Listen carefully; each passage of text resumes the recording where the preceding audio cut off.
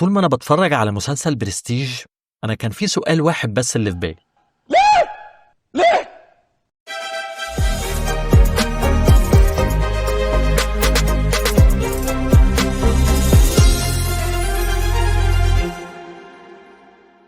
يا مساء الفل على كل الناس اللي بيسمعوا بودكاست الكتابة فكرة، وحلقة النهاردة هي مراجعة مسلسل برستيج.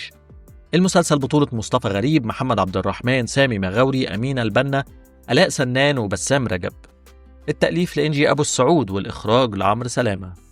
المسلسل بتدور أحداثه في كافيه اسمه برستيج في منطقة وسط البلد، اللي في يوم بتحصل عاصفة كبيرة بتتسبب إن يحصل حظر تجوال، وبيتحبس في الكافيه 12 شخص ما بيقدروش يخرجوا منه. بس بمجرد ما بيتحبسوا في الكافيه بيتقتل واحد منهم، وبيحاولوا يكتشفوا مين القاتل اللي موجود بينهم، مين اللي ارتكب الجريمة وارتكبها ليه، وهيكشفوه ازاي، وهل هيقع ضحايا تاني ولا لأ. ده اللي بنشوفه في الأحداث. المسلسل تصنيفه جريمة كوميدي، والنوع اللي بيجمع بين الجريمة والكوميديا، بيقدم دايما خلطة ممتعة بين التوتر والضحك، وغالبا بيتميز بشخصيات ذكية أو مواقف عبثية بتدور حوالين جريمة أو تحقيقات. هل بقى المسلسل نجح في ده؟ خلينا الأول نتكلم عن الإيجابيات، اللي كان أولها الإخراج والتصوير والديكور اللي كانوا معمولين بشكل حلو قوي. بس كده احنا خلصنا الإيجابيات. خلاص؟ امال حضرتك فاكر ايه يعني؟ نخش بقى على السلبيات. العمل تصنيفه جريمة كوميدي. أنا فاهم إننا عشان إحنا بنحب الكوميديا، بس إنك تحط الكوميديا على عمل فيه جريمة ده بيخلق عبء مش سهل خالص، لأنك المفروض توازن بين الكوميديا والجريمة، والعبء ده السيناريو ما قدرش إنه يتعامل معاه. وكان في كلام إن المسلسل متاخد من الفيلم الأسباني البار، بس برضه للحقيقة هو مش متاخد منه غير جزئية إن في ناس اتحبست في كافيه. بس بصراحة أنا بقول يا ريته كان متاخد من الفيلم الأسباني، لأن المسلسل ضعيف، والفيلم الأسباني رغم عبثيته ورغم إن هو مش أحسن حاجة في الدنيا، لكن الفيلم الأسباني أفضل. سيناريو مسلسل برستيج قدر إنه يبني أول حلقة بشكل كويس على الرغم من بعض الملل، بس كان في بناء واضح، في حاجة بنحاول نعملها. جينا بعد كده رحنا للجريمة، وقدرت في الحلقة التانية تشد الانتباه شوية لخطوط الجريمة وإيه اللي بيحصل وهكذا. بس اللي حصل بعد كده تخطى مرحلة الملل. السيناريو ما بقاش عارف هو عاوز ايه. المفروض في أي عمل جريمة، بالذات في نطاق ناس محبوسين في مكان واحد، بنبتدي نكتشف دوافع مختلفة عند كل حد تخليه يرتكب الجريمة، علشان تخلي الشكوك تحوم حوالين كل شخص. زي كده نايفز اوت الجزء الثاني، مجموعة أشخاص محبوسين في مكان واحد وحصلت جريمة، وبنبتدي نجمع اللغز لحد ما بنوصل للقاتل. بس برستيج كان بيحاول يخلص أكتر للكوميديا، وده خلى في حاجة غريبة تظهر وانت بتتفرج. التركيز في الكوميديا خلى ردود أفعال الشخصيات غير منطقية. أي منطق يخلي أشخاص شاف واحد مقتول قدامهم يتفاجئوا نص دقيقة وبعدين يبتدوا يهزروا ويطلعوا إفيهات وكوميديا. التفسير الوحيد لده إن حياتهم الطبيعية هم عايشين في مشرحة، وده مخليهم بيتعاملوا مع الجثث عادي. حتى الكوميديا اللي كانت بتظهر بعد كده كانت للأسف قايمة على الاستظراف أكتر، وده استمر كتير لدرجة إني مش فاكر إني ضحكت مرة واحدة على الأقل. طب إحنا خيشنا في الكوميديا، يبقى الجريمة تطلع مظبوطة بقى. برضه ده ما حصلش. اللاين بتاع الجريمة مفكك جدا. المفروض زي ما قلت بنشك ونحلل، بس إحنا شكوكنا في أي حد قايمة على إن واحد يصرخ ويقول فلان هو اللي قتل، ويقول ده بناء على مبرر ساذج جدا. يقوم يدافع عن نفسه يقول لا مش أنا اللي عملتها والله، ويصدقوا عادي. بعد كده بيتقال مبرر أكتر سذاجة إنهم ما يصدقوش. حتى الباك ستوري بتاعت كل شخصية اللي بتظهر في أول حلقة، أنا قلت ممكن نكون بنشوف الحلقة من وجهة نظر الشخصية صاحبة الباك ستوري، بس برضه ده ما حصلش، لأن في شخصيات ما شفناش ليها أي باك ستوري، واللي شفنا لهم باك ستوري الموضوع ما كانش ليه أي تأثير على الأحداث، زي الباك ستوري بتاعت شخصية سامي مغاوري وبرضه شخصية محمد عبد الرحمن. فطول الوقت الجريمة ما فيش فيها أي حاجة بتتقدم تخليك تكشف سببها أو تشك في حد، لدرجة إن من الحلقة الرابعة إحنا تقريبا نسينا إن في جريمة، وبقينا بنتعامل إن دول محبوسين وخلاص. وده خلى إن مبقاش في أي اهتمام نعرف مين القاتل. أنا شخصيا مبقاش عندي فضول أعرف القاتل من أول حلقة الرابعة، رغم إن هما كانوا بيذكروا الموضوع كده كل فترة، لكن ذكر هامشي جدا وما كانش له أي حاجة تخليك تنتبه، لأن أنت مش بتشك في حد. وشخصية مونيك اللي هي كانت المفروض الشخص اللي بيفكر وبيحاول يحلل وبيحاول يوصل للجريمة، كان دايما بيتقدم أو بيتأسس لها إنها شخصية ذكية جدا، لكن لما كنت تشوف تحليلاتها كنت تلاقيها ما بتقدرش تحلل، وشخصيا قيادية جدا تقول فلان هو اللي ممكن يكون ارتكب الجريمة بناء على كذا وكذا. يقول لها لا طب ما فلان عمل كذا، فتقول لهم صح والله، ايه ده حضرتك كده ما تفكريش، حضرتك كده ماشيه مع الموجه. فحتى الخط بتاع الشخصيه اللي هي بتحاول تحلل وتفك اللغز برضه ما كانش معمول حلو. ولما عرفنا القاتل الموضوع تم اكتشافه باغرب شكل ممكن، ولا حلنا لغز ولا كشفنا حاجه. القاتل كتر خيره جه واعترف من غير اي ضغوط عليه، عشان هو عنده مشاكل نفسيه مخليه مش متزن. ودي حاجه برضه مش منطقيه، لان هو حكى الطريقه اللي كان بيخدعهم بيها عشان ما يتكشفش، وبعدين عمل العكس وقال لهم هو عمل كده ليه. طب لو هو خدعهم عشان يثبت ان هو ممثل كويس زي ما بيقول، هو في الاخر اعترف بسهوله. ولما قال خدعهم ازاي، هتلاقي ان هو ولا كان ممثل كويس ولا حاجه، وهم اللي اغبياء.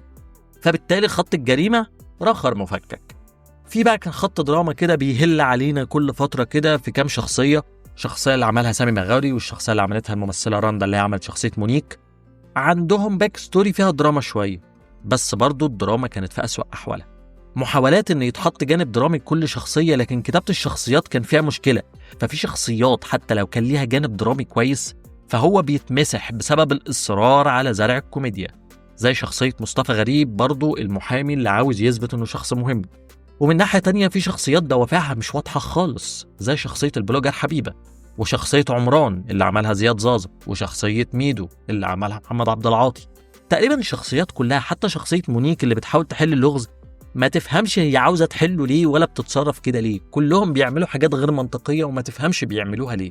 وحتى لما ترجع للباك ستوري بتاع كل واحد برضه ما تفهمش هم بيعملوا كده ليه. لو رحنا الاداءات التمثيليه فاكيد هي برضه اتاثرت بالسلب بالكتابه الضعيفه للشخصيات.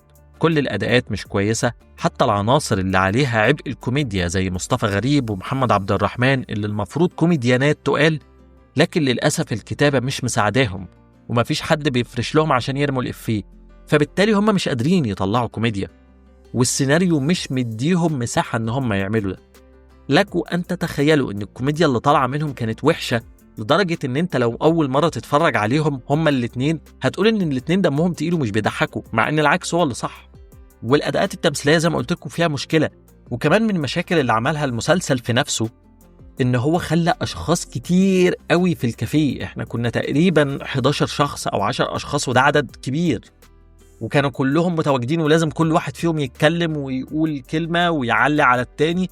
فبالتالي انت كنت حاسس ان الموضوع مش متسيطر عليه تماما. يعني لو هضرب مثال بفيلم البار الاسباني، العدد بتاع الاشخاص كان اقل، ما كانوش العدد ده كله، فبالتالي كان كل شخص واخد مساحته ان هو يتكلم ويقول رأيه ويفكر ويتصرف وهكذا.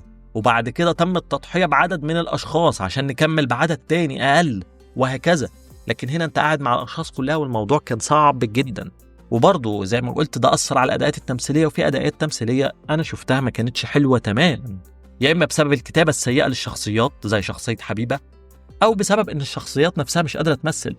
يعني شخصيه زياد زازا ومحمد عبد العاطي مع احترامي الشديد ليهم، لكن هم ما قدروش ان هم يقدموا حاجه كممثلين. وده يخلينا اقف عند عمرو سلامه نفسه، هو ايه اللي شافه ممكن يطلع منهم، او ايه اللي شافه مميز عشان يطلعهم في الدورين دول في المسلسل، مع ان عمرو سلامه كان عامل كاستنج وطلع ممثلين شباب كتير. فليه ما استعنش بحد من الشباب دول؟